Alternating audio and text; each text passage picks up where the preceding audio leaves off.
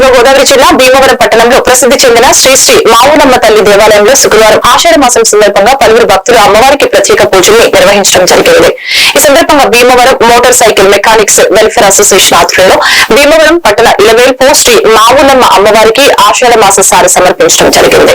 వివిధ రకాల పండ్లు, స్వీట్లు, సుమంగళి ద్రవ్యాలతో ఊరేగింపుగా వచ్చి అమ్మవారికి సారి సమర్పించారు. అసోసియేషన్ గౌరవ అధ్యక్షులు ఈమరి చంద్రబాబు, అధ్యక్షులు బందల హనుమంతరావు, ప్రధాన కార్యదర్శి ముమ్మల విజయ్ కుమార్, కోశాధికారి బురిడి సత్యవర ప్రసాద్, ఉపాధ్యక్షులు తోట కిరణ్ కుమార్, గాదం వీరభద్రరావు, ఉప కార్యదర్శి గద్దె రామారావు, అసోసియేషన్ రాష్ట్ర కార్యదర్శి పట్నాల చిట్టిబాబు, జిల్లా గౌరవ సలహాదారు శ్రీయాల నాగేశ్వరరావుతో పాటు పలువురు సభ్యులు పాల్గొన్నారు.